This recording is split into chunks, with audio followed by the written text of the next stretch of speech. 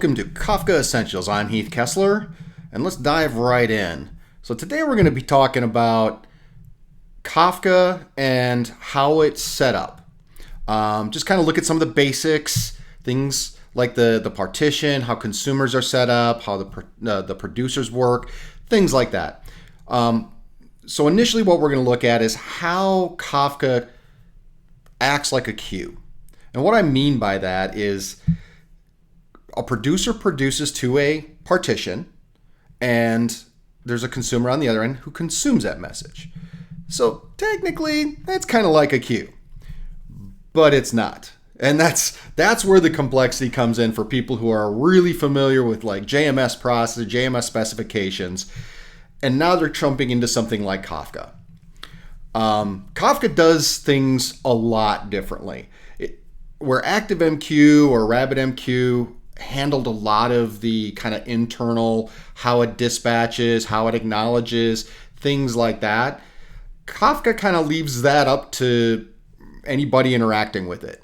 Other than keeping track of the offset, and you'll understand what that is in just a minute, it doesn't really do a whole lot for the end consumer. And we'll take a look at what I mean by that. But first, let's take a look at what a partition is. So a partition kind of acts like a queue and a topic. And what I mean by that is you got a producer, that producer produces to a partition. It could be one to many different partitions. And we'll get into that complexity here in a moment. But what that means is the producer produces the message to a single partition. That partition then broadcasts or delivers that message to a single consumer within n number of consumer groups. And that's an important distinction because it's not just one in, one out.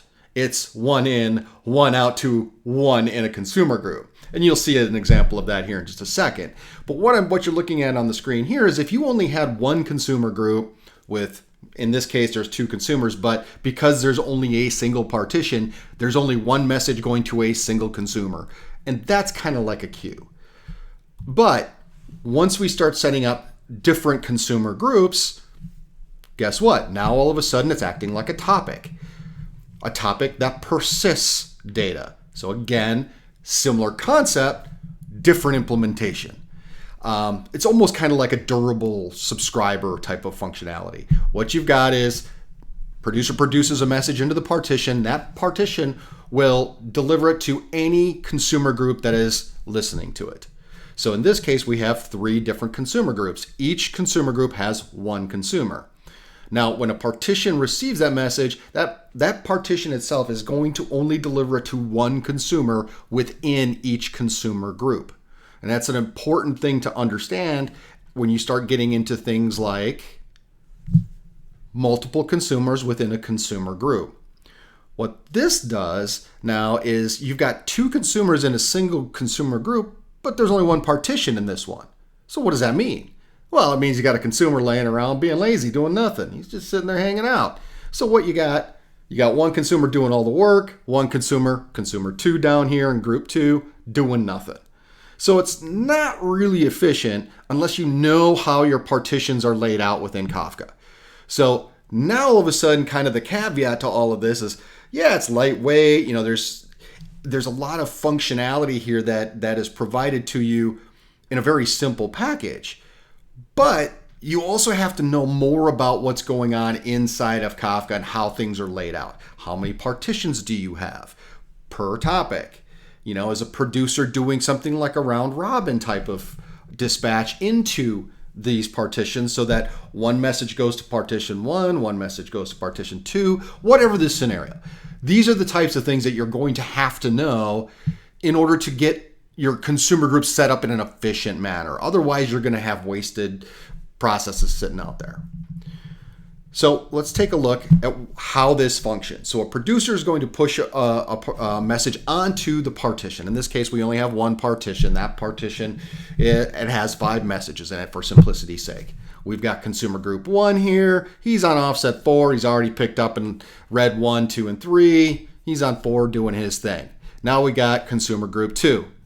Offset of 3, 2 consumers in here. Because we only have one partition, again, Not an efficient way to set this up, but it's for demonstration purposes.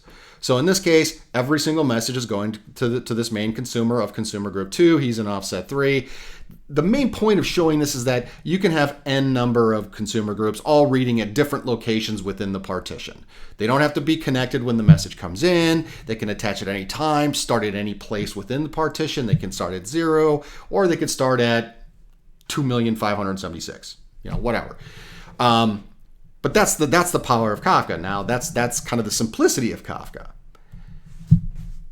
Where that comes into play is now we have different partitions, right? So I mentioned this earlier. Now we're looking at partition 0, partition 1, partition 3 lives on a different server, and your producer could be round robining that data to all of those partitions. It just gets dispatched to whatever partition, comes up. The thing to be aware of is when you do something like that, there is no concept of first in, first out, meaning that, they're going to get processed in order, anything like that. You're literally just saying, I want this stuff through the system as quickly as possible. So the reason for that, and I think it might be pretty obvious when you look at something like this, you look at a diagram like this, and what do you get? You've got partition 1, 5 messages showed up. Partition 0 has 5 messages. Partition 1 has 3 messages. Partition 3 has 3 messages. You can see here that partition 3 and message 3 could have come in after 5 in partition 0. It doesn't really matter. The point is that because of the way these things are being dispatched, especially within a consumer group, there's no guarantee that this is going to be done at the same time as number 3 up here in partition 0. So just keep that in mind. If you're looking for something that requires order, make sure your producer understands the order, meaning it would have to push that group of messages to a specific partition. That means that any of the message going into that partition will get processed by a single consumer, and that single consumer then will receive those in the order that they were set, as long as the consumer is following the offset incrementally. That's the caveat, right? Because now your consumer, if you've coded it a certain way to replay messages, things like that, obviously all bets are out the window. But you have at least that concept. So here we've got the demonstration that partition 0 is getting pushed to consumer 1 in consumer group 1. Again, this kind of lays out what are our efficiencies within our consumers. So consumer group 1, again, probably isn't the most efficient. Why? Because you've got 2 different partitions going to the same consumer. Meaning that it's competing for resources here, meaning the consumer is going to process 1 out of partition 0 and then process 1 out of partition 3. And you're going through a single consumer, whereas consumer group 2, they have dedicated consumers for each partition. It's going to be more efficient. So again, understanding your partitions and how you're setting up your consumers is going to be very important in order to have a nice, efficient system designed out. So once you've got this kind of set up, the other piece I'm sure you want to know about is, well, what happens if one of my systems goes down? Well, Kafka's got you covered, right? So now all of a sudden you can set up replication, which means that as you produce messages into partition 1, they're replicated to partition 1 on another replicated system, and you've got high availability and fault tolerance, right? So nothing new or earth-shattering there. It's kind of, just the way the system is set up, right? But one of the other kind of cool things that Kafka provides you is something, it's called stream processing. If anybody's familiar here with like routing or routing engines, something similar to like Camel. Camel kind of grew up or started its its infancy inside ActiveMQ.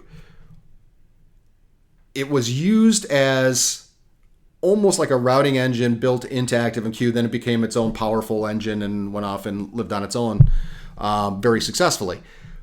In this case, Kafka's kind of got the same type of thing, not nearly as powerful, but it's a functionality or some function that you can use within Kafka. What this basically does is takes it off of one partition, puts it on another, and you can add a plugin that basically tells it I want to do X, which means I could transform it, I could change the data, I can augment the data, I could enrich the data, whatever you choose to do. You can do that within the stream processor. So it gives you kind of some flexibility without having to write consumers or anything like that. It's just automated. Every time a message comes into partition 1, gets sent off to partition 2 with some changes that you have deemed were important. One of the other things that you can do with Kafka is you can hook it up to a connector API, which basically means something like RDBMS.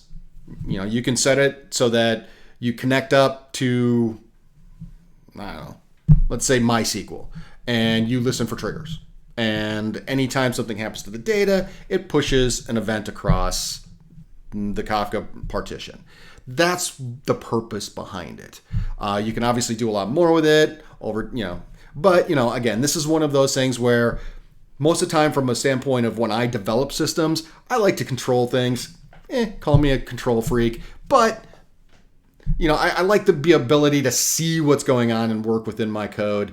Again, all of this is open source. So yeah, you could technically pull it down, do whatever you need to do, and make it your own. But, I like to keep things in kind of nice little pockets so I can tell exactly where certain functionality is and how I'm going to utilize it. Same thing with the stream processor. I prefer having most of my kind of transformative type of functions outside of my implementations. So Kafka, whether it's ActiveMQ, Kafka, or any of these systems, anything that's going to manipulate data, I like to keep outside of the frameworks. Me personally, everybody's got their own sauce they like to eat. So, but that's pretty much it. So these are some of the basics of Kafka. This should just kind of give you an idea of how it's set up, the differences between that and ActiveMQ. I'm not going to tell you whether or not you use one over the other. They're both messaging systems. But I've heard the terminology said that, sometimes when all you have is a hammer, everything looks like a nail. Well, I've been in areas where, anytime somebody says we need Kafka, do you? Do you need that, or do you need something more like a JMS? Or do you need a database? Or do you need Elasticsearch? There are a lot of ways to manipulate systems to do what you need to do, but it's not always the best. In this case, I would say Kafka is very good at what it's built to do. It's not meant to be a database, so don't use it as a database. Somebody might look at that and say, what? Who's going to use an eventing system? And it's not really truly an eventing system, but something that is a message delivery system, much like Kafka is, as a database. Well, you can go and query the data. So there's actually a query language to be able to query content within Kafka. There's plugins for data grip, and they're their own standalone, data query UIs that are available for Kafka. So it is a very powerful tool, and it's nice to be able to look at the data while it's in the system. And these systems can grow immensely from the amount of data that they process. So it's extremely powerful. But again, you really want to use it for the tool that it was meant to be. If you need to search for data, put it in a database. If you need to truly search content, Elasticsearch might be a better option. Just use the right tool for the job. I've seen it all too often being used in ways that it probably shouldn't. But to each his own. Thanks for listening. We'll see you on the next one.